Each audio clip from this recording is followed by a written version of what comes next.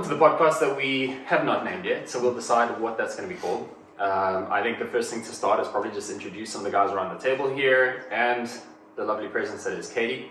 Get a good understanding of what you guys do here at the Golf Performance Project and also what we're hoping to get out of this whole process. Jay, off you.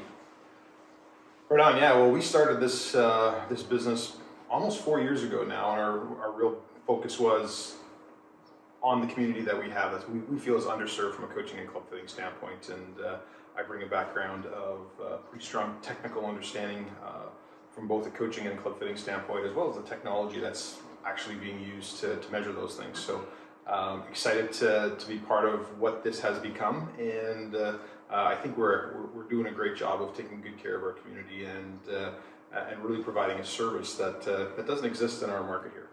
Awesome. Bill, why don't you introduce yourself?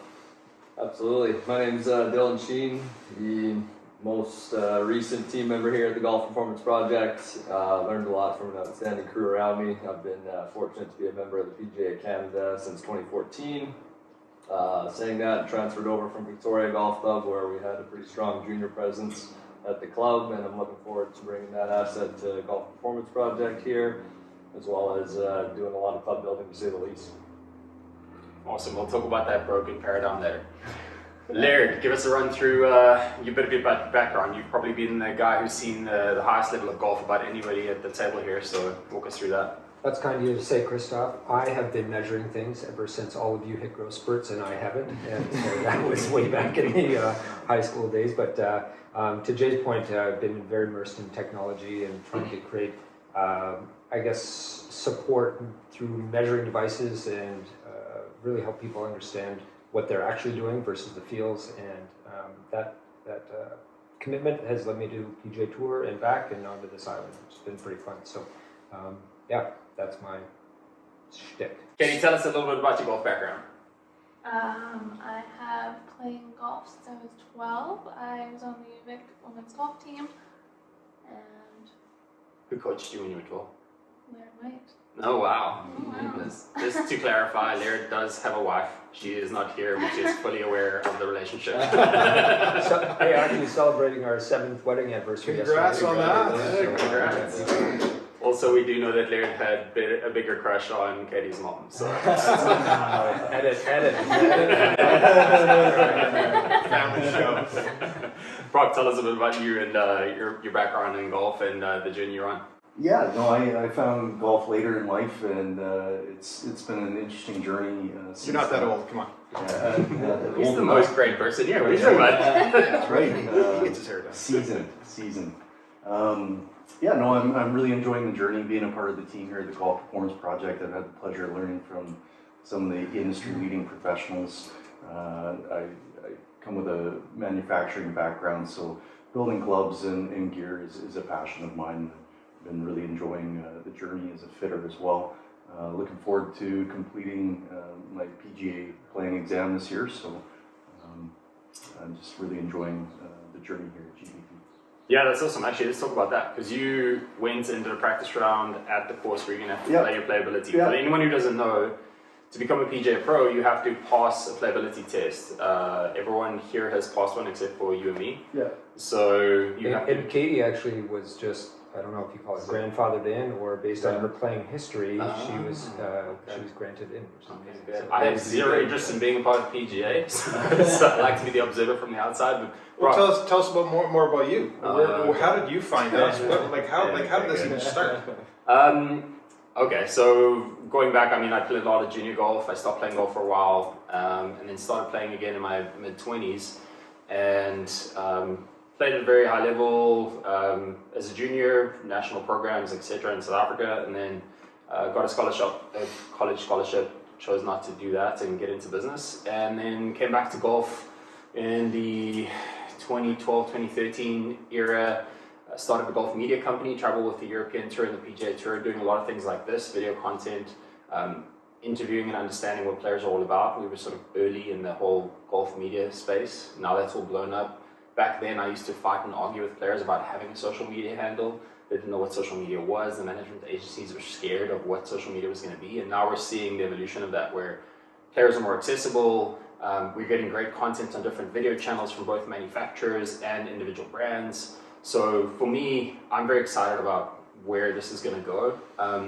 You guys specifically, I've always been a tinkerer. Like I remember having a workshop or a makeshift workshop in my garage when I was 16 years old, cutting down shafts, doing all sorts of strange things. I've always been tinkering. I've done that my whole life, and so I like to seek out people who are the best at what they do. And I heard about Laird by one of the guys I knew on tour. When I said I'm moving to Victoria, he said, "Oh, look up Laird White, he's in Victoria." And spent a lot of time with Justin Rose, so sort of put the pieces together. He's obviously someone that you've worked a lot with in your life, Laird. And came to the Golf Performance Project, and I was like, "Oh, cool! I think I found my place," because everyone here is awesome, and the facility and what you guys do and the caliber at which you do it is exceptional. I've seen custom fitting and golf performance labs or shops around the world in Dubai, the UK, South Africa, and you guys are right up there in terms of like quality of both service, people, products, and build quality. You know, so it's quite cool to just be a part of the furniture here on most days and learn as much as I can from everyone who's in the room. But yeah, that's me. So I've chosen not to do the PGA route. I've have a lot of respect for PGA pros, but it's not something that I particularly want to do because I'm always going to be industry adjacent, I think, as opposed to being fully in the golf industry. You wouldn't pass the background check anyway. I 100% would not pass the background check and probably would get kicked out of the PGA at some point for throwing a 7-iron across the fairway. Yes, probably. You didn't throw many clubs when you made 6 birdies yesterday. Yeah. It's when there's 6 bogeys that clubs start flying. Okay, so Brock, tell us about the practice round. What did you think of the course, and how are you strategizing for this playability test? Because you know, when you have to shoot a certain score, there are 2 different ways you can go about it. You just play a normal game, or you can try and avoid bogeys, or try to make birdies on certain holes. What are you thinking? Yeah, well, we've talked a bunch about that, and the strategy isn't to try and shoot the lowest score possible. It's trying to take the big scores out of play. So I played Green Tea Country Club on Saturday.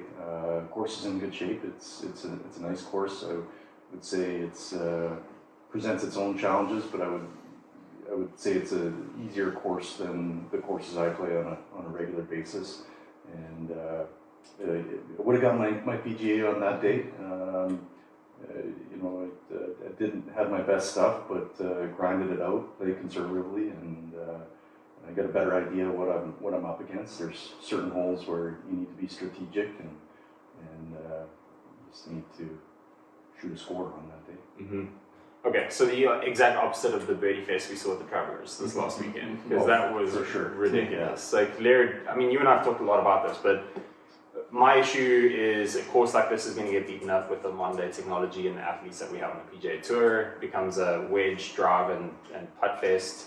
I don't know, what was your take on it? Like, just what we saw this weekend. Well, I think we the tour or viewers are afraid to see pros shoot 26, 27, 28 under, and it's kind of refreshing from time to time. So I think after playing the US Open, where these guys got handed to and grinded out for 10 under, I can't remember what was winning player, 10 under. To go and free it up and do that, I think is kind of a gift. So I'm mildly in support of it, even though I do agree that Rory's comments about the course becoming obsolete is very apparent as they really displayed. So what do you see like the week after a major? Because you've been there many times, weeks after majors on the range, like, are guys just completely deflated? They are fried and trying to put the pieces of their golf game back together. So each week it's like Groundhog Day. Monday, Tuesday, and Wednesday, teams are putting the player as close to the center of the blueprint as possible. And then tournament play, Thursday, Friday, Saturday, Sunday, the pressures of the game and the fight to get the ball in the hole quickly, players deviate from that blueprint. In fact, their gear deviates from the blueprint, and so on and so forth. So every week is a really cool cycle in the fact that Monday, Tuesday, Wednesday is all about prep, and the golf tournament is going to just destroy all that prep, and we're going to do it again. So go back to the Travelers for a second. That is a gift for these guys. They get to just freewheel. So I was surprised to see some of the players in the field after the US Open. I thought a lot of them would take some breaks, but they really actually didn't. So. Well, it's one of those elevated events now, right? So is it. enormous amounts of cash. Three I point- almost swore there, 3.6. but like so far, no one's sworn yet, but someone will, and Someone someone's going to get will. fined. You know, it's actually interesting. Speaking of Keegan Bradley, he played the Ford Wayne Gretzky Classic back in 2010 at the Georgian Bay Club, where I was the director of instruction, where Cadey was in our junior program, and the man is not afraid to shoot zero. And he had a putt on the last hole, it was a par 5, and it was about a 15-footer for birdie, and it was his 11th birdie, no bogeys, if he makes it. And I'm standing on the balcony watching, and every player had missed that putt low, and I bet our general manager, Steve Prest at the time, $50 that he would miss low, and he didn't. And he made it, so I quickly hit it over my cash. Keegan's a fascinating one. So when I was doing some work with Srixon-Cleveland, they talked to me about him because he'd been playing Srixon-Cleveland since college. And he was one of the first guys who bought in fully, used the driver, used the ball, used the irons, used the wedges. And so they're a huge supporter of him. Now he has a mixed bag. He's got the irons, which we should definitely talk about and touch on. He's got the original ZX7s and ZX5s, not the MK2 stuff. Yeah, he's got some TaylorMade woods in there. And then obviously he's playing with I the wanna hottest talk- putter. I want in to talk the world about right that now. trusty 3-wood for a little bit when the time is right, but these guys, they have that 3-wood and they never let it go. So Well, yeah, talk us through his bag. Like, what do you see? What do you think? a couple things I love about it is that in his driver, fairway wood, and utility wood, he's got 3 different shafts, which I love. Billy Horschel also has the same kind of set makeup or lack of congruency. You know, a lot of times when we fit clubs, you know, a Ventus 6X, which is what his driver shaft is, you know, we'd put a 7X in his 3-wood and maybe an 8X in a hybrid or something like that. But I think if I remember correctly, he's got a hazardous TX in his utility wood. He's got a what's It's a the Rogue MSI. yeah, the Rogue MSI in his Sim Max high lofted 16.5 degree 3-wood, which is a pretty cool little guy. So how long has that been in the bag? Probably a couple of years at least. And I'm noticing more players are playing these higher lofted fairway woods.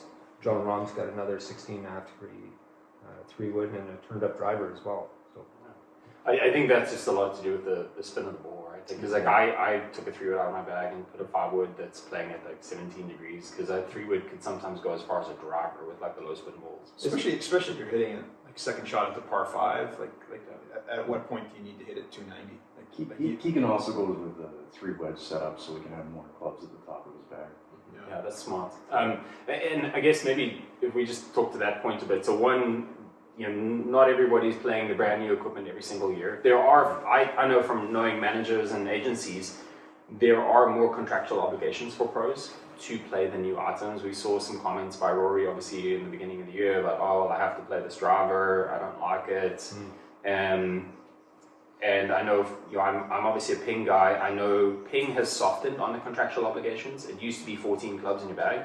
Now they're down to 10 or 11 for some of the top name guys. So you'll see a 60-degree lob wedge that isn't a ping lob wedge, or you'll see a 3-wood like Louis playing a TaylorMade 3-wood.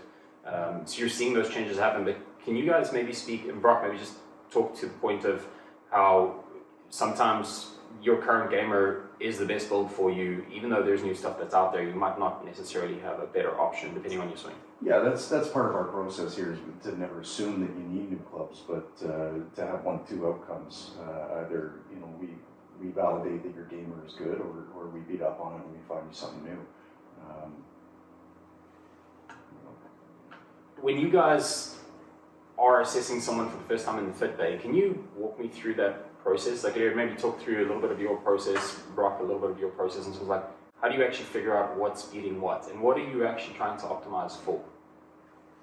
yeah, that's a great question. I think first we take the tour approach, which is to measure what their clubs are first and foremost, so we know exactly what the tool is from a specs perspective, and then we establish what it's doing from a performance standpoint, and then based on what the pro is looking for or the player is looking for, we just try to answer those questions and do as best as we can to do that. So, you know, usually the players that we're working with here at the studio are looking for more distance or higher ball flight or whatever that happens to be, less of a slice or things of that nature. And so we have the resources to really affect those ball flights and those changes.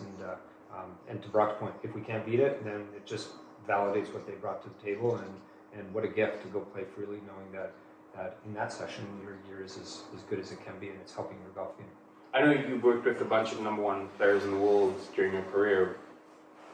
Convincing them to switch out a club and convincing the average amateur who's a 16 handicap to switch out a club is surely a different conversation. It is a totally different conversation, and Walk us through that conversation. you're usually losing, and then a win is a break even. In fact, that you just get a handful of clubs in their bag. I'm thinking about Bernhard Langer for a second here, who I think I successfully got an 8 and 9 iron into his bag. That was a big win.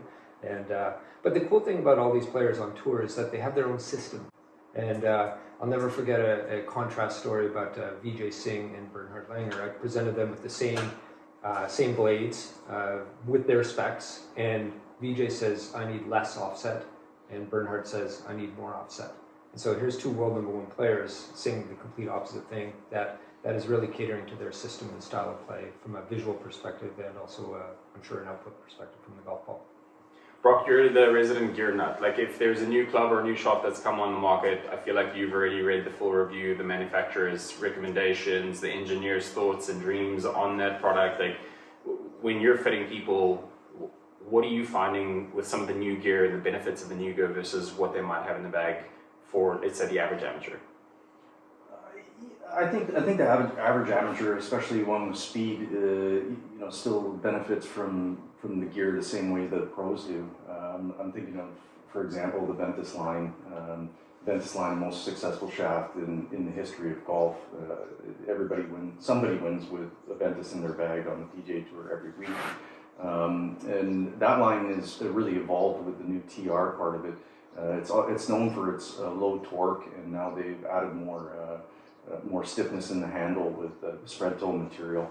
And I think about that line because every player has swing as a fingerprint. And for example, they talk about that line from a launch and spin perspective, but I also, in my own testing and experience in the fit bays, have seen how it actually, the line moves across a release standpoint with the club. So, a Ventus Red is going to want to release more, and for some players that creates more draw as well as a higher flight. So not always more spin. And then, something like a TR Black is going to be very hard to turn over. So I think of that line, and as it progresses, and the fingerprint of someone's swing, and how that can really be a benefit to the fit. I think the other thing you and I have chatted about, which I've seen in the drivers, obviously I have a slightly faster swing, but this is relevant across the board, whether you swing it at 60 miles an hour or 120 miles an hour, is the forgiveness that has shown up in some of these bigger heads. Like, I used to be an LST or low spin head, and I've gone to a max head because I just lose less when I mishit it. So maybe at the top end of the spectrum, I'm losing 3 or 4 yards of distance with a low spin head versus a max head, but I don't play golf for a living, so if I'm going to hit a bad shot off my driver, I don't need it to go out of bounds. Yeah, so I don't know, I'm obviously biased to the 430 line, you like it too, but what are you seeing in all of those game improvements or bigger size heads from the manufacturers? Yeah, they're more forgiving across the face, and when you're more forgiving on your mishits, golf really is a game of misses. It's advantageous from a strokes game perspective to be using a more forgiving club. I think with the designs that the clubs manufacturers are coming up with now, there's still a ton of speed in the max lines, and from a distance dispersion standpoint, so front to back on mishits compared to your best hits, there's really a lot more consistency in those lines. So if there's a bunker out there at 285, you want to know you can carry it, you're probably going to carry it more in a max line than in, say, an LST from Ping. Although still a very forgiving club. All right, well, moving on, chatting about lines. We have a gambler at the table. The long history of winning some of the time and losing most of the time. I won't touch that. Dylan, can you tell us a little bit about what is happening in golf betting? I've just recently gotten into it in the last couple of weeks, and I think that I am heading on the path of being a degenerate. What I've limited myself to is a deposit value of $10 per day. So the max that I can lose in a month is $300. But I like to go crazy parlays. So as an example, like you have 3 balls, I can pick the winner from every 3 ball for maybe 12 or 14 different groups, and I could win $1 million. But that is obviously very unlikely. Why don't you talk us through how the real pros gamble and what it is you're looking at, what you saw at the Travelers, and what you're excited about for the Rocket Mortgage?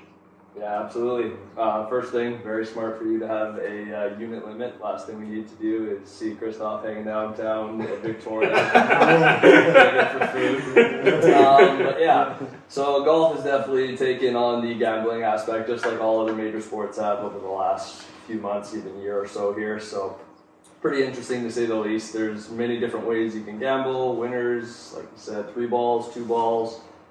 Tons of different options, and yeah, like you said, I've had some good weeks and I've had some bad weeks. Yes, last week was not my week. Looking in the past 2 weeks or so from the US Open up into the Farmers Insurance, I've been riding my boy Max a little bit, and unfortunately we've missed a cut by a shot the last 2 weeks. Hole 7 at the US Open got Max pretty good, and we had a 12-footer on the last to make the cut, and unfortunately we didn't see either of those go through, but yeah, moving into this week, obviously we have the Detroit Golf Club at the Rocket Mortgage. Old school track, Donald Ross, playing at about 7,000 yards, over 100 years old. So looking at that over the past few years, we've seen Birdie Fest just like at the Farmers Insurance. I think the winners have been right around 2,500 or so. So I wouldn't be shocked to see the same thing moving forward. And again, you think I've learned my lesson from the past 2 weeks, but we are going to be riding Max. Big Max on the addict over here? Big Max fella, to say the least. Oh my God. To say the least. So we're going to take Max again this week. I got 4 picks for our listeners this week. Yeah, so again, old school track. We're going to see a birdie fest, to say the least. I got Max home out of the top 20. Paying out some even money there, to say the least. Another big bounce back we saw last week. Justin Thomas had a pretty good last round. So I'm thinking we're going to see some big things out of him this upcoming week. So I actually have him beating, probably not a crowd favorite pick, but I have Justin Thomas beating Ricky Fowler over a 72-hole match. And that's going to pay out around even money. And I like to get a little cycle like Christoph, my fellow part over here. So I have a few parlays moving into next week too as well. I got 4 guys to make the cut. Obviously, I'm going to be sticking with Max and Justin Thomas on those ones. Hard to not pick our defending champion, Tony Finau. We're going to ride him again, as well as one of the ball strikers golf course. We're going to take Hideki Matsuyama. So we got all 4 of those guys. And, yeah, Hideki. So that's a good pick. That one's got some pretty decent value for those 4 to make the cut at plus 162. And my 4th and final pick, this one might be a bit of a stretch. We have those same 4, all top 30s. And that's your... I wouldn't say necessarily a home run cut, but we got that at plus 685, so some pretty good value there, to say the least. All right, that's awesome. I remember watching the Rocket Mortgage a couple of years ago when a Monday qualifier by the name of Doc Redman almost won the tournament and got status on tour. He ended up finishing 2nd. He is now on tour and has full status, but it is pretty wild to me that there's still this opportunity for every guy on the street to go through some version of a Monday qualifier, and if they have the week of their life, they could end up on the PGA Tour. It's the greatest sport in the world. It is pretty cool. Jay, talking about people peaking, we're now in summer. We're hoping that golfers are starting to show up with their real game on a week-to-week basis. They've got club champs coming up. We've got, people are playing most of the golf up here in Canada anyway in the summer. We hope that some of the game is developed. They're getting on course more. Can you walk us through maybe a little bit of like the coaching philosophy and coaching membership that we have here at Golf Performance Project, and then also what you're seeing with some of your guys on the course, because I know you're also doing a bunch of playing lessons. Right now, this is really go time, and I think for a lot of people who think about their golf game and think about improving, we have a really hard time as golfers not being on the golf course thinking golf swing, and that would probably be the number one thing that I'm gonna just sort of build off of what Laird's comments were earlier. Is tour players have a system, and most of the golfers that are, I'm going to say, club level golfers, amateur golfers, they don't have a system, and so they're out there trying to make perfect swings and driving range swings, and it's just really not what's going to be functional. And I would say, so can we play golf? Because when you show up at a golf course, and one of our beliefs is when you show up to the golf course, you have a set of golf clubs which are kind of fixed. You can't change those during the round of golf. And you also have a technique, and that technique's pretty darn fixed as well. It's a very, from a neuro kind of muscular standpoint, it's wired. And so that's why practice and training take a long time to change a golf swing. I was listening to a podcast with Butch Harmon just yesterday, and he's like, man, we give a guy a golf lesson for 30 minutes or an hour, and he goes on the golf course and he thinks he's about to change. And I work with the best athletes in the world, like literally possibly of all time. And we try to make a small swing change, and it takes him 6 months.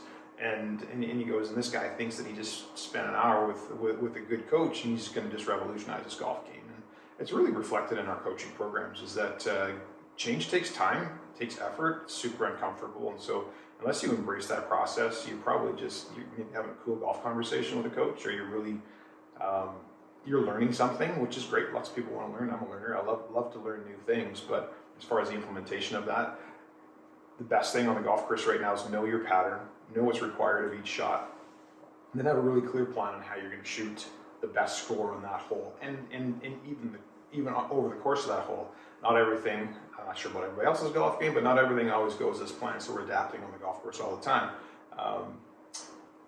Biggest thing that I see on the golf course when we take our members out, I've got 3 more going out tonight, and I've got 3 high-speed guys tonight. It's going to be a whole lot of fun talking to them just about strategies and tactics on the golf course. But what I see is just very, very poor systems. Like I talk about, when we're coaching, we talk a lot about, okay, what can you control? What are the big influencers of performance? And number one thing that we talk about is your setup. And I would say that people have just terrible routines to get themselves set up on the golf course. That's appropriate for the shot at hand, because you're dealing with a whole bunch of different lines. You're dealing with different wind conditions. People don't understand how much the environment affects their golf ball. And then on top of that, they've got this random setup system that is all about, like, hey, I want to make this perfect golf swing, but your brain knows where the target is. Your mind's eye, that proprioception knows where that target is. So if you're lined up 30 yards right, which is pretty darn common on the golf course, all of a sudden that golf swing that you've been training, it doesn't show up, because you're going to do something totally different to try to get the golf ball at the target. So I would say on course, we're really just, honestly, I'm beating on guys. I'm like, man, you said you're going to do this, do it. Like, it's hard work, it's discipline to go through a pre-shot routine. And a lot of times guys are they're looking at birds and bees and everything else out there, and they're not necessarily really focused on, they don't have a setup system, they don't have a way to order their thoughts. So much of golf is about consistent thinking less than it is about consistent swinging. So that's really what we're doing with our guys. We're really calling them to task, saying, hey, your pattern's going to show up. Have you accounted for it? Are you going to do what you meant to do on the golf course? That would be the other thing. Golf is not a mental game. People think it's mental. It's super emotional, right? 7 irons, flying across the fairway, wouldn't make 6 bogey. You were actually you're a lot of fun to play yesterday, just making 6 birdies. I was a little more miserable, but we see this show up in kind of what I would call just like grown-ass men and women getting really frustrated on the golf course. And I look at that and kind of, hey, who plays golf? People are good at everything else, right?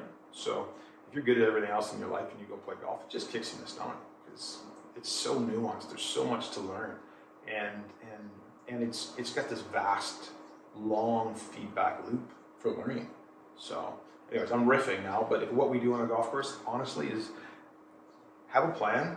Are you going to do what you said you're going to do? And I use my iPhone out there all the time. I'm like, yeah, this is what it looked like. Is that what you meant to do? It's like, no. Okay. Did you understand what you're supposed to do? Yes. Okay, let's go through that process. And let's make sure that we're playing golf from our system and not trying to fix a golf swing on the golf course that's probably not broken. It's not perfect, but it's not broken.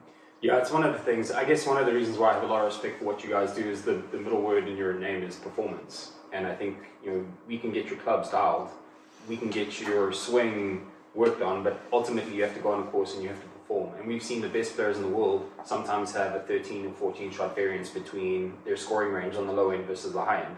Guys at the US Open are shooting 67, 78, literally days apart. And so for me, there's this element of golf performance which involves the mental, the emotional, the strategy, the stats, your equipment, your coaching techniques, and then also just having a strategy for how you're going to show up that week. I know, Laird, you work with some guys on the Canadian Tour, and you can mention names or not, but you're having that performance conversation with them a lot because there's no time now to work on golf swing or to work on equipment when you're mid-season. What's that conversation look like and sound like on a weekly basis? Yeah, I think it's matching up your feels to real a lot. I think it's getting back, like I said earlier, getting back to your blueprint in between days, and it's also taking your game and calibrating it to the golf course that you're playing this week. I think the guys are back in where's Strathcona? They're going to Edmonton because I played the tour event at Elk Ridge that they just finished at. It's tight. You're either hitting the fairway or tight. pitching out. It's very tight, yeah. It's a completely different mindset compared to playing somewhere in Alberta or even playing at Uplands where they played the week prior. Where are they playing in Strathcona? Where's?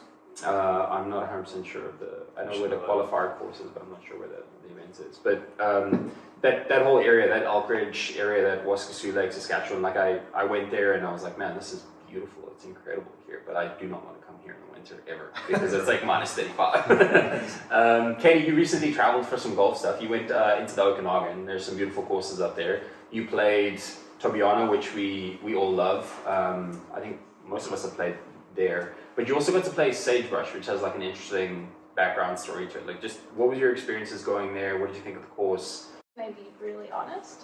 Yeah, 100%. No, this is the dishonest podcast. Get as close to that. Sagebrush was awful. They don't have a clubhouse or food or anything. It was unlimited golf, which was great. But yeah, you're starving. You play 36 holes and then you can't go on any further. That's very interesting. I've heard lots of mixed reviews about that place. It's like this mythical, it's now in its third or fourth owner, I think. It's on a beautiful piece of property, apparently. What did you think of the holes? Beautiful. The course was not great either. Like, the greens were all dead, kind of like what you showed me before I left. Mm-hmm. But yeah, the concept is really nice and cool, and it's beautiful, but I don't know. Hopefully it comes back. But bring a picnic. Yes, speaking of lunch. Snacks are good.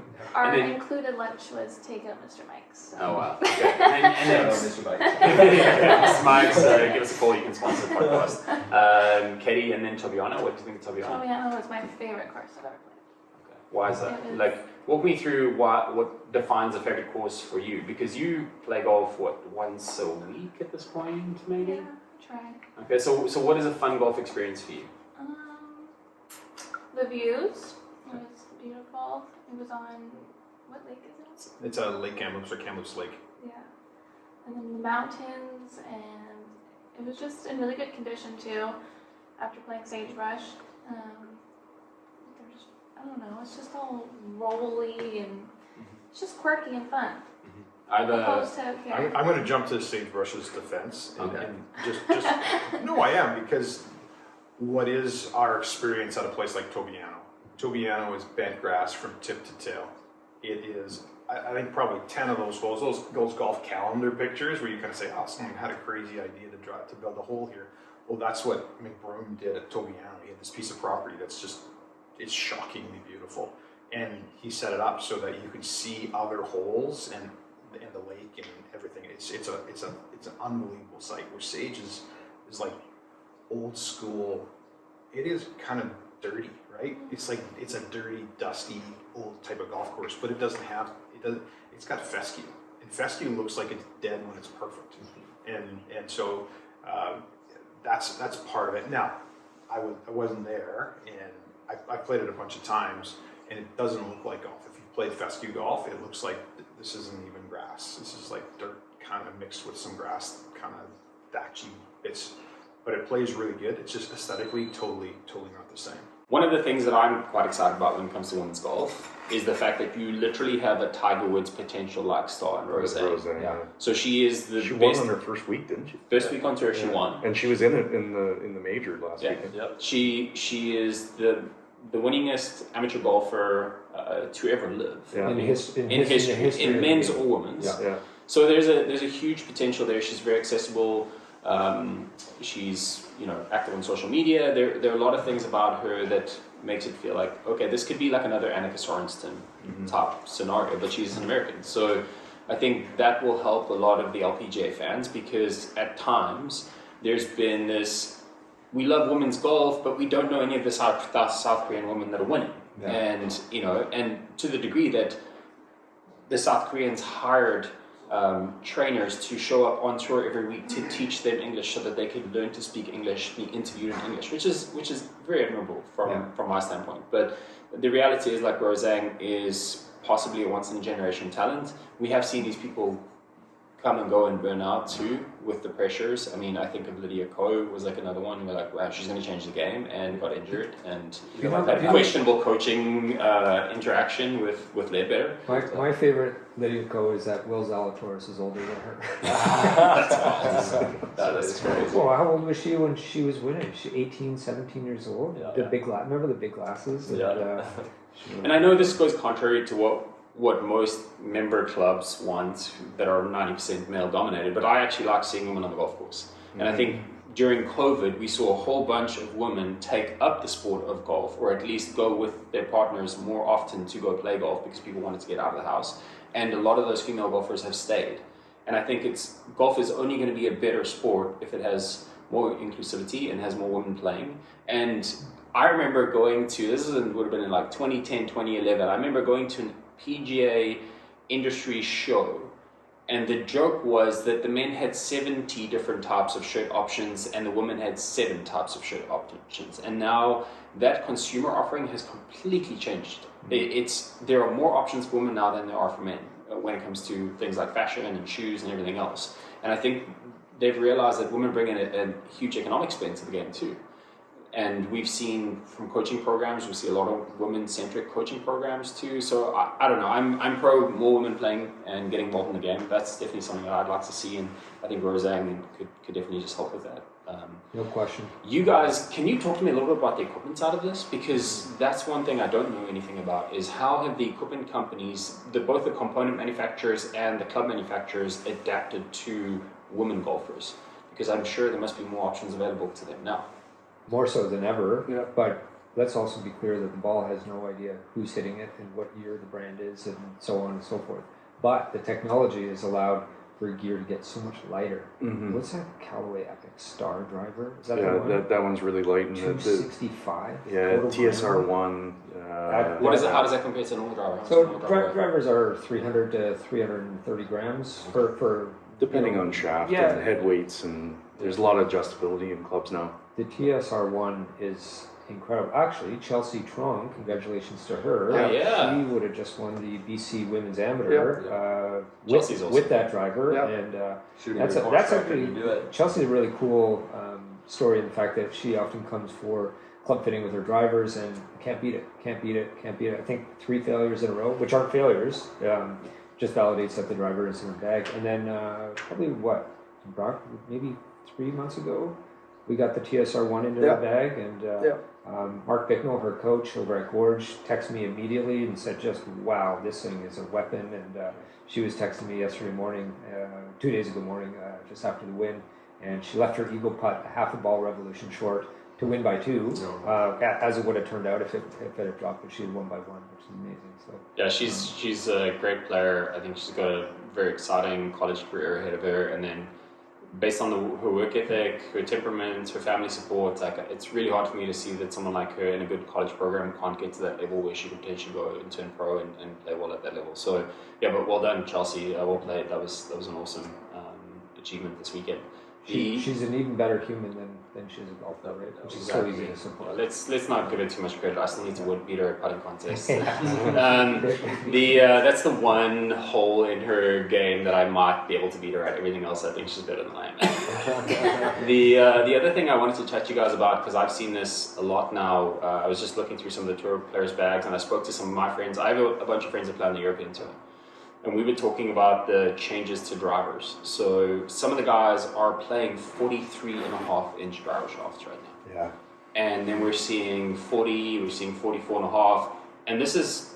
It's more common than you think. It's changed so much because 2 years ago it was like, let's max it out 46, everybody. Well, that was the story. But it's been around. People just haven't been talking about it. You know, Koepka's played 44.5 for years. Justin Thomas is at 44 7/8. My man Dylan Sheen here just shortened his driver. I personally play a 44 3/4. We fit a lot of players into shorter shafts. You're seeing the tour be taken over by Bernhard. The mini driver. A lot of people are playing that with adjustable head weights. Even seen one guy played as short as 42.5. So what is that? How does that play out in the course? Like, how much distance am I losing? Well, how does that affect my spin rates? Like, how do I, if I've got a 45.5, I mean, some of the manufacturers are 45 and 3/4 right now off the shelf at retail, which is a whole nother discussion about buying a driver at retail. But if I wanted to shorten my driver, how is it going to affect the club? you need to add more weight back to the head, and a lot of manufacturers have adjustable weight systems in the heads now. So you need to test, and you need to see that the numbers support what you're trying to do. But generally, we find that when players go shorter, they gain better control, better strike, and as they get comfortable, and you've seen it with Rory McIlroy, they actually don't lose any speed, sometimes gain. Well, that's exactly what happened with him, right? Like, he went down to a 44-inch driver and gained a mile an hour in club head and ball speed. And I don't want us to use like a super freak athlete like Rory as the example. You're also gaining MOI in a driver head when you increase the mass. What do you mean MOI? Explain that to a moment of inertia. Moment of inertia is a term for forgiveness. So when you put more weight back into the head, it's creating more smash factor because it's heavier. So when you make something shorter, you're losing swing weight. When you lose swing weight, so 3 swing weights for every half inch, you would need to add 6 grams back to that head to maintain the same swing weight. Dill experienced that this weekend. Maybe talk a little bit about that, Bill. Yeah, I could attest that a little bit. So I took my TSR3 from a 45.5 inch down to 45, and even that changed, like you guys are talking here. Sorry, down to 45 inches. Okay. Yeah, so I lost a half an inch. So I took my driver from about a D3.2 to just over about a D0, D0.5, I think is what it ended up coming to. So instantaneously, I did notice that a little bit of a different feel with the club head. But saying that, speed-wise, if anything, I felt more comfortable and was able to swing within myself and probably maintain it. What did you notice as far as ball flight? That created a miss for you. For sure, yeah, that was the one thing we were talking that a little earlier today. That miss-wise, I did find the club wanted to release a little early. So me being left-handed, I saw the right side of the golf course a little more than I wanted to yesterday. But it was a good experiment. I know I definitely need to add in some weight in that head, like Brock said, probably 6 grams to essentially bring it back to its original swing weight. But saying that, I feel like I had a lot more control of the club face, and I'm excited to see what the higher MOI is going to do to my ball as we move forward through the year. Dill, you made a comment about being left-handed, and I think it's important to note that this is the most Canadian thing, that 50% of this team is left-handed, and the other 50% is right-handed. It's pretty wild. Like, growing up in South Africa, you did not get left-handed clubs. Like, I knew one golfer who was left-handed. And growing up in Canada, you didn't get left-handed golf clubs. Yeah, really? So yeah, that's changed now. The first time I played golf was with right-handed golf clubs, and I was... You just flipped them over? No, I was terrible. I was terrible. I was like, it was actually at a hockey training camp with the Madison Tigers, and they just took us out for a golf day, and they had all these right-handed rentals, and it's the most embarrassing moment in my life, because the jocks playing hockey, like, we're pretty good, right?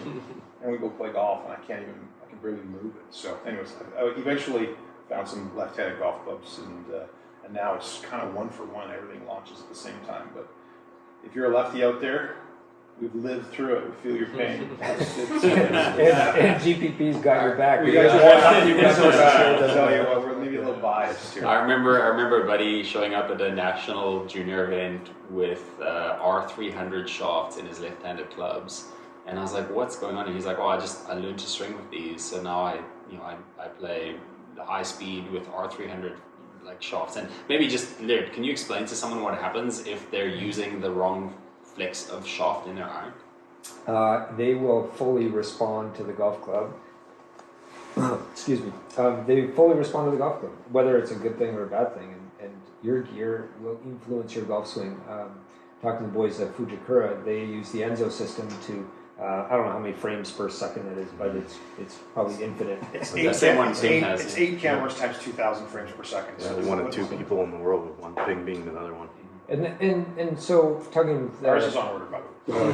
Yeah, exactly. Mortgage to Jay's house. Talking to Marshall on the Fuji side, he just said he watches players' swings shift when the shaft is not correct to them, and and it's just so brilliant, and totally agree with that. I mean, this is your tool, and you're trying to swing as authentically as possible, and if it's not right, then man, oh man.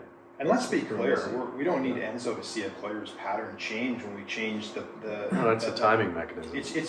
Every golfer from a technical standpoint, their move, their golf swing in their hands is part of their squaring mechanism. And you talk about a timing mechanism, and you see this at high levels, and we see it every day. Brock, you and I, and Dill, we're in this bay with kind of what I would call average club players, and we see their golf swings change without giving them any technical information with new gear. Christoph, were you part of the fitting with our young South African friend Caleb?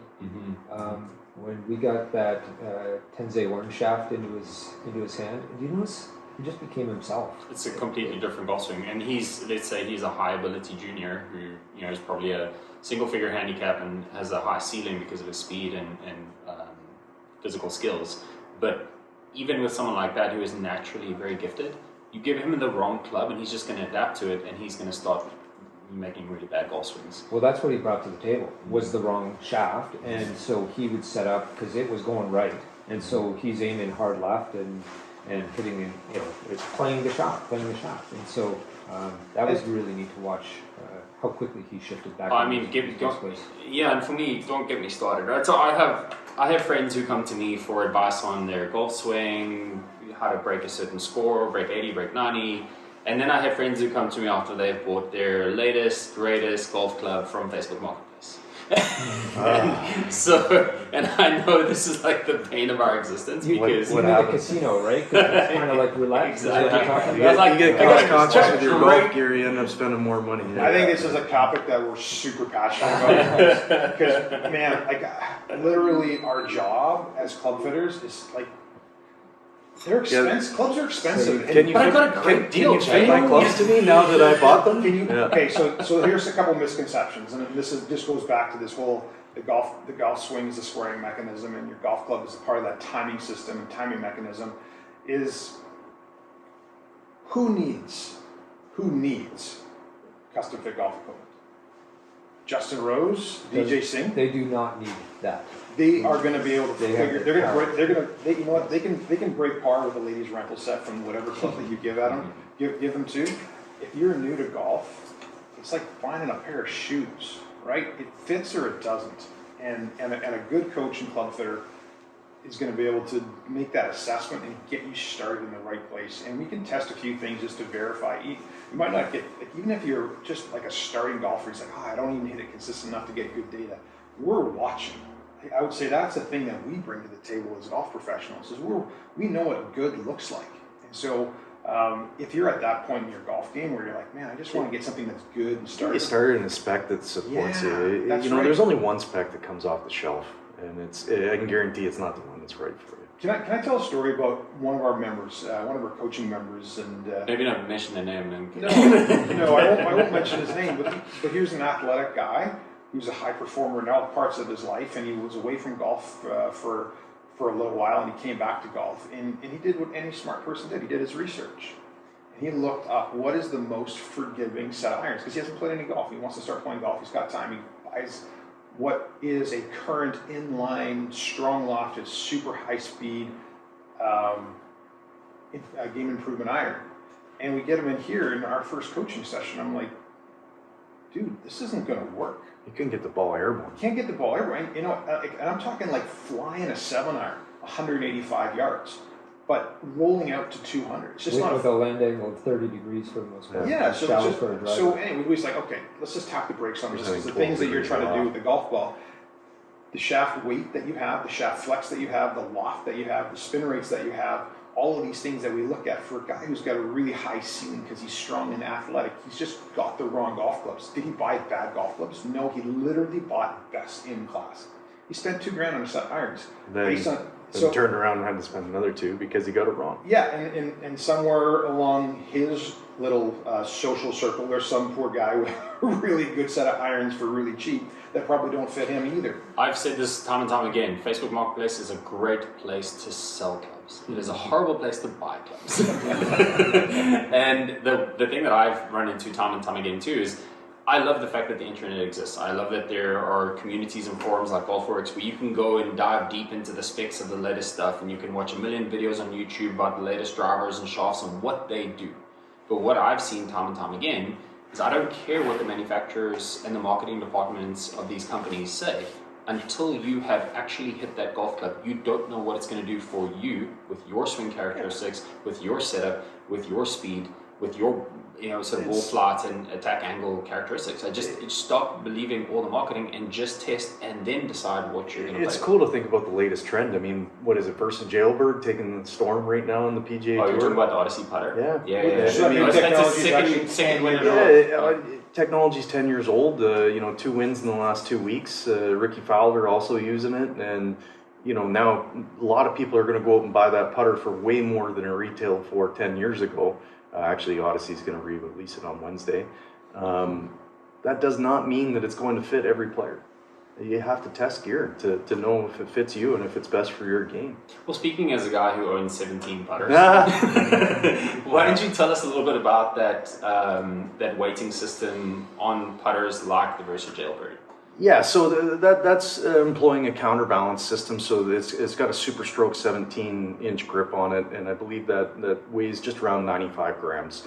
And then the whole idea behind that is that the individual is using a longer putter than would normally be fit for them, and a lot of that weight is up in the hands, above the hands actually. So you're gripping down a couple inches on the club using a heavier headed putter. So it's longer than the average putter. There's more weight above the hands. There's more weight in the head. It creates higher MOI with your hands down on the shaft. The head's going to feel a little bit lighter than the overall mass and weight of the club. And it's going to create more MOI or moment inertia at impact. We've seen some guys use that with success, and other guys, Victor Hovland using the DS72 from Ping, a PLD mill putter, beautiful. Actually, I have one of those in my arsenal too. But he's got the wind grip, 150 grams. Well, speaking of someone who used the new putter when we played yesterday. Which one are you? Well, here's the funny thing. So I am on the opposite end of the spectrum. I love light putters. I feel like everything, and I'm a pretty good putter, everything for me is if I need to be able to feel the head. I have what would define as sort of a little bit more of a handsy stroke. I do not want to make a body stroke, which is what a lot of people do with that weighted putter like the Versa Jailbird. For me, my hands are everything. So I like a really, really light putter, and I took the Tour Stability shaft that you gave me, and I put that into an old Ping Dale Answer head. So you moved out of the PLD? Exactly. I moved out of the PLD into the version of a PLD-like putter before they called it PLD, which was also a properly milled with head the BGT stability.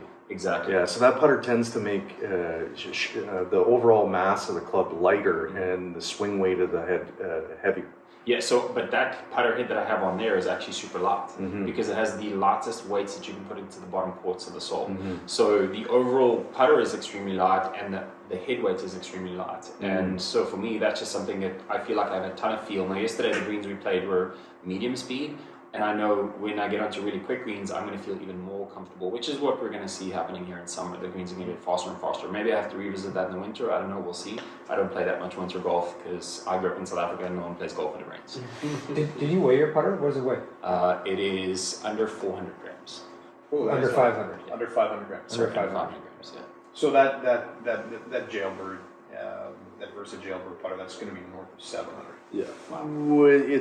There's a heavier shaft in it with the heavier grip and 380 gram head. It's going to be, so it's probably 470. It's probably in the 650, maybe approaching 700 grams. Yeah, which is heavy for a putter. Like, yeah, if you carry your bag, you're going to notice. I've got a couple counterbalance. I got an Odyssey tank, and I've also got an older Scotty with the counterbalance, the heavy Scotty grip on it. And those things are north of 700. I just ordered them stock. I didn't do any doctoring to them. Those are north of 700 grams, and they are great for MOI. But for a player who maybe struggles with speed control, it's a learning curve to have that really heavy putter, because you get that putter flowing a little bit, and you can hit some really solid putts.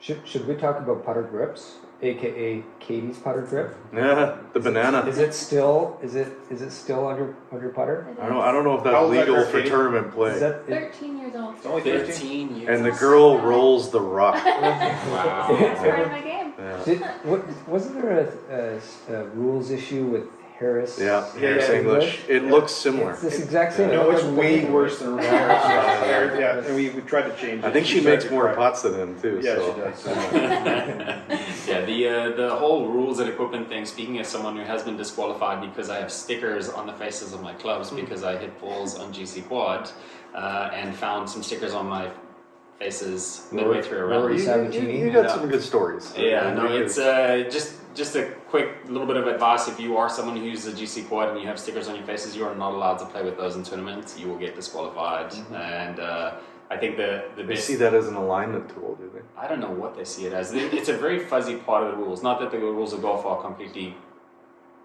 Almost sore again there. Completely ridiculous most of the times. But when it comes to things like stickers or permanent versus non-permanent markings on golf clubs, there's too much variance and weird stuff going on. Did the group pick up the rules conversation about Rory's drop at the U.S. Open? No. Did you read about that? I saw that something was done incorrectly. I didn't take the time. His relief should have been behind him, apparently, not sideways out of the bunker. And Okay, so I've walked hundreds of tour rounds with players. I've seen thousands of ruling situations, and I have seen some of the most dubious drops known to man. I'm not going to name players. They're not players who I would consider guys who try to change or tweak the rules to their benefit. Most of the time, it's a rules official that shows up, and the player's like, oh, I want to do this. And the rules official, well, think that, okay, you know what we can do? We can do this. I'm like, why are you negotiating? The rule is pretty simple. It's either that or this. Well, how come you're getting to negotiate? Well, wasn't there a rules controversy with Wyndham in his win at the U.S. Open? Is that what we were talking about here? No, that this was is on that was on Saturday. I think. Okay. Yeah. The thing in tournament golf that makes golf subjective, the rules very subjective, is that TIO, temporary immovable obstruction, and basically at a tour event, like everything, there's hundreds. Well, I'm not sure there's hundreds of them, but there's like every single hole's got some kind of TIO, and the rules on TIO it's almost a get out of jail free pass, and it creates some crazy things. But in that situation, where that player, he just wanted what he wanted, and keep in mind, if you think players are choking, rules officials are choking. For sure. 100% they're choking. Okay, a little backstory. Me, I'm a recovering level 3 rules official. I went through that. I love it. We're gonna get into something else. back in kind of the late 2000s, I went through that process, and I had a chance to do some officiating at some high level amateur events, and I came down to the 18th hole in this one event. It was a semifinals of a match play event, and somehow I got assigned the last group. And I'm like, my whole thing was just, my prayer was I don't have to make a ruling. And sure enough, on the last hole, I've got a drop that was incredibly advantageous for a player who needed an advantage at that point in time. And sure enough, he was able to get up and down and ultimately win a match. And I hated being part of that because he didn't hit it in a very good place, but because there was an immovable obstruction, he got relief from it. But I was on the phone with the head rules official, or my walkie-talkie, because that's part of your apparatus. You have to have a walkie-talkie because otherwise you wouldn't know where to point. Anyways, got the walkie-talkie, and he's like, "Man, you're making the right ruling." And I was panicking because I was about to influence the outcome of this event because of what I determined. And it wasn't a stretch. It wasn't that hard of a ruling, but these rules officials are choking just like the players are, and that's why it takes so long a lot of times with these guys. The best rules interactions I see are when players call other players out on their BS. That's been great. Guys trying to drop a ball somewhere, they're like, no, it didn't cross there. Walk back 30 yards. That's where it crossed. Speaking as someone who on a mini tour event had to tell a guy that I would punch him in the face before signing his card if he chooses to play a ball that I think he clearly dropped in the rough. I think that there's still a code of ethics that needs to be practiced, and part one of that is actually understand the rules. I have friends who are starting to enter amateur tournaments now, and my question, I'll quiz them all the time. We're like, hey, can you drop there? Where should you drop? Do you know line of entry? On line of entry, can you walk back? Can you not walk back? There's all these different pieces of the rules equation, and I think there aren't that many rules to understand how they work. But and there's also great video references or resources now online to make that a little bit simpler and less intimidating. Because I have seen guys even make a rules decision that disadvantages themselves, you know, and I think that's just part of the game now. If you want to play any sort of competitive golf, you should probably just brush up the rules and understanding the rules. I want to give a shout out to ZB, one of the all-time crowd favorites, Zac Blair, and also shout out to the Buck Club. Zac Blair played essentially in off of a medical exemption this year. He needed that solo second to receive that full status. I know he does still have a few events moving forward. Let's all keep rooting for Zac so we can get that full status for this upcoming year. Okay, we're not going to end on that note because I have a Zac Blair story that I need to get verified. So Zac, feel free to give us a call and tell us what actually happened. But here is what I heard from your caddy at the Canadian Tour event 4 or 5 years ago at Point Grey. Apparently, Zac missed a few putts coming in and missed the cut by a shot. Zac walks into the parking lot and takes his Scotty Cameron and nails the mirror on his car. Just completely removes the side mirror from the car. He is so angry. Are you guys related? The player, the caddy looks at Zac and asks, "What are you doing?" And Zac says, "I just need to blow off some steam." He's like, "But that's not your car."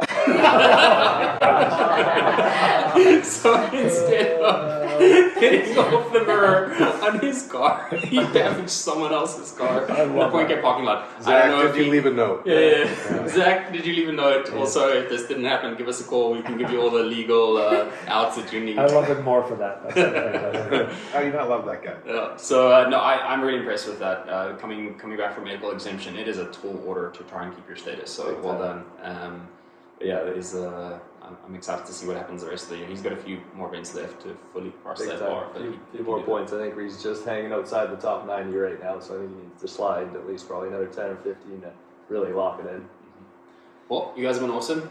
Laird, what do you want to end on? Last year, Tony Finau won back-to-back events. Was the Rocket Mortgage the first of his two? Yeah, because he beat Taylor Pendrith on the last day. Remember that? That's right. Yeah, Pendy was right there and just didn't make the putts that Tony did. Yeah. I think Finau found out how far Pendy hits it. Yeah.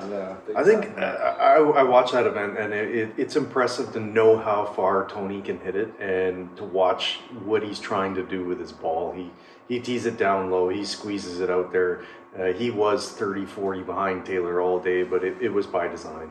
But hey, keep in mind, Taylor's chipping it around too, because he's got another gear that's it's mind blowing what he can do. Like I've watched him play live a few times, and it's the most injured I've ever heard a golf ball. For sure. They're crying. Those golf balls are crying. Yeah, there's a very interesting conversation happening right now. I know some of the guys are doing a lot of really high-level scientific research on what the ceiling is. I know some people who are working at some of the big... Are you talking about speed ceiling? Yeah, speed ceiling for both your physical body and functional speed for the golf course, because we've got this whole rollback debate going right now. Should we roll back the ball? Should we keep the existing ball? People are saying that courses are going to become obsolete, and then some of the athletes are making them obsolete. That's true, and then the issue with the athlete piece is that there is a max speed, and right now they're predicting it's somewhere around 186 miles an hour For swing speed? for functional swing speed to play tour level golf on courses competitively, and that's based off thousands and thousands of rounds of data, which is part of the research study that the RNA. So sorry, is though, doing. like World Long Drive Berkshire, what's he's like tops 155?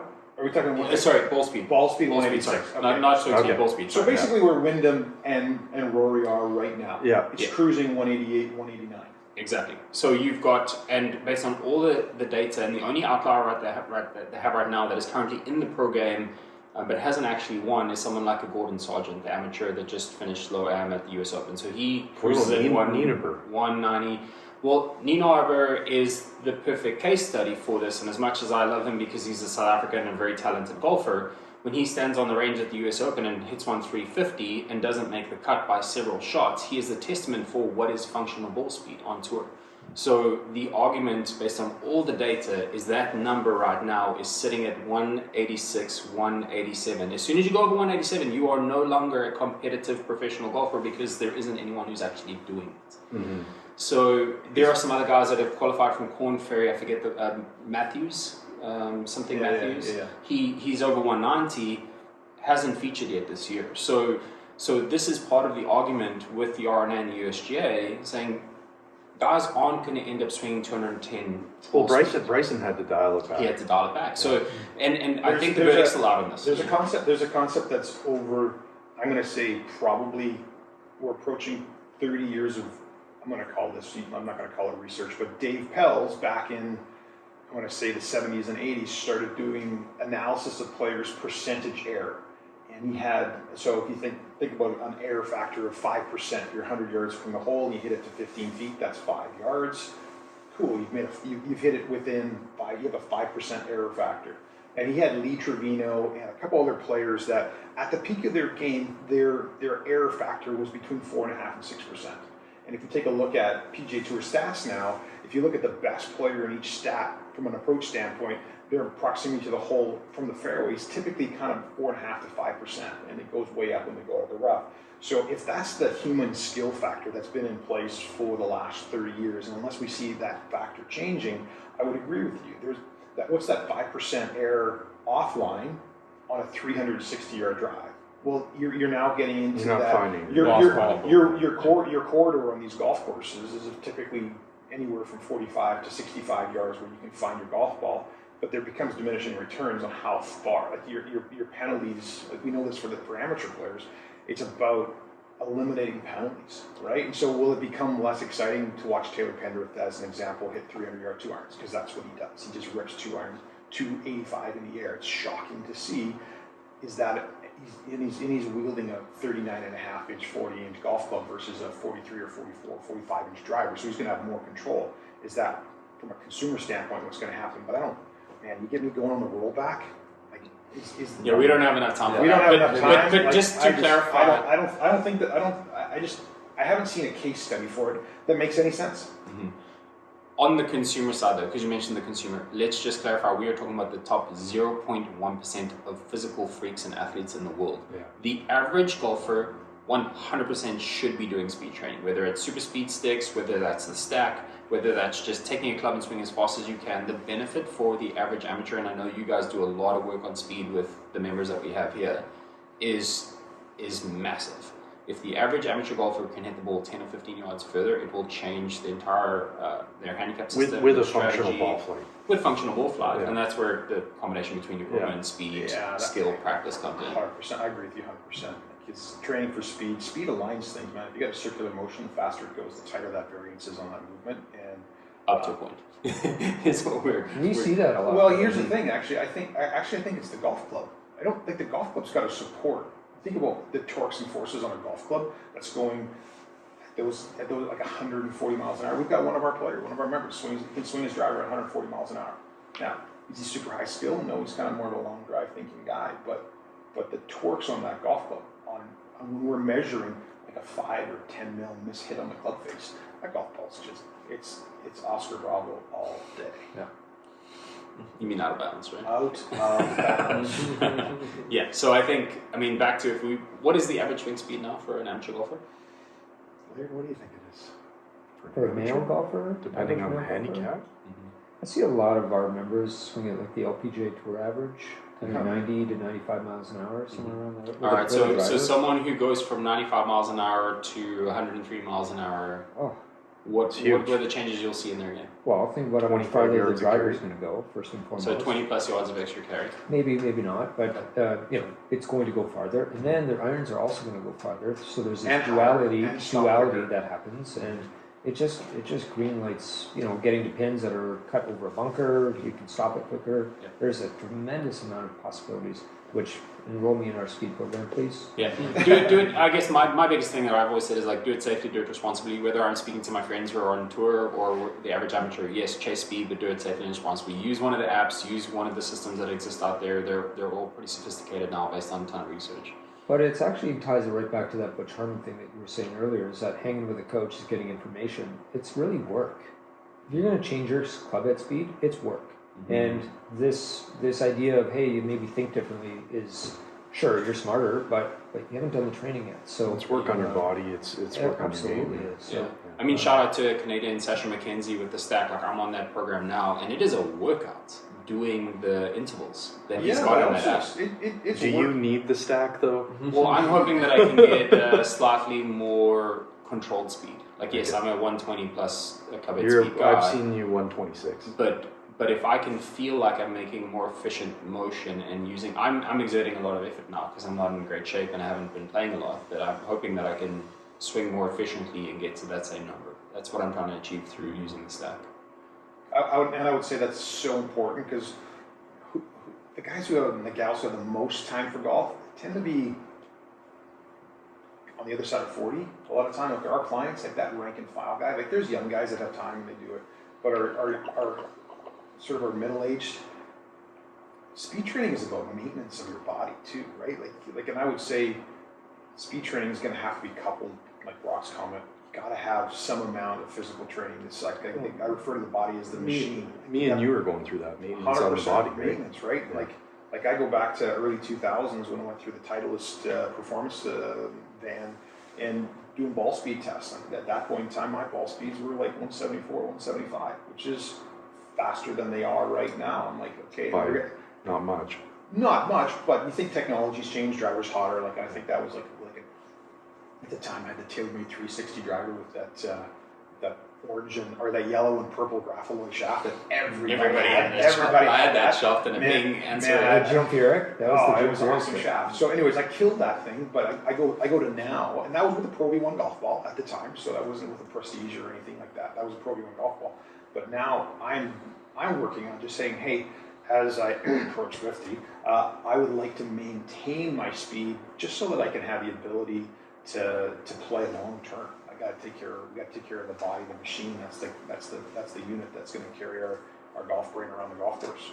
That's true, and I think maybe to end off this podcast, we'll get Dylan to just stand up and stretch his hip, end us off with a musical medley of sounds. And I heard yesterday when we played golf, every golfer is challenging or battling something in their body, and I think just to be aware of what you're working on. Big time, don't be afraid to stretch, gang. But before we sign out, I'm just going to put everybody on the spot a little bit. Let's maybe I'll pick a winner for this upcoming Rocket Mortgage event. I'm going to stick with my man Justin Thomas. We'll send it around the board here. I know this is on the spot, but I think this is something cool to finish off the pod every week. What do you think, Brock? Give me a second. All right, we'll come back to you. Yeah. All right, I'm obviously ping loyal to a core, so depending on which players are playing, I would go with either Hovland or Finau to win. That's not a pick. That's choices. That's Okay. So We're still learning that gap. Like Finau is, unfortunately for him to this day, he is someone who shows up better for the smaller events. So I would think that he has a chance of winning this one. I'd love to see him win a major. Big fan of him as a person. But yeah, I'd say Finau to win some version of a repeat victory.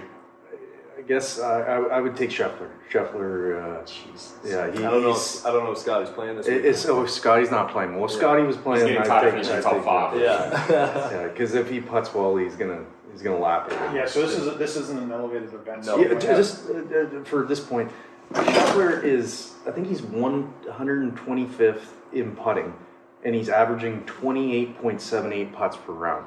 Okay. The difference between first and last in putting though is so small. Yeah, but 28.78 putts, like anyone at this table, if they were averaging 28.78 putts, would be right. That's unbelievable. It is amazing. Yeah. Scotty is putting together the greatest ball striking season since Tiger He's number Woods in one. 2000. He's number one in every category. It's Can you shocking. see what he's making per event? $1 million plus. Yeah, $1 million plus per event on average. Good paycheck. Yeah, not bad. Jay, who's your pick? Oh. Okay, this is me I haven't gone through my DK roster yet. DK being DraftKings. Ricky's trending. Pendrith likes this golf course. Pendrith is going to be there. I'm going to take a Canadian. I'm picking with my heart because he hasn't exactly. Pendrith hasn't been trending lately, but I'm picking with my heart. Katie, who we got? We'll just get Jared Taggart to send him some motivation. That's He's approaching. I'm going with Ricky. Is that like a purely aesthetics view, or is that? Oh, Because he stars in the Rocket Mortgage. That's true. Laird, who's your pick? I really hope Min Woo Lee is playing. Not sure if Min was in, but I don't think he's in, but haven't that's seen my the pick. roster. Even if he's not playing, he's my pick. There we go. Awesome, guys. Thanks for our first episode in the books.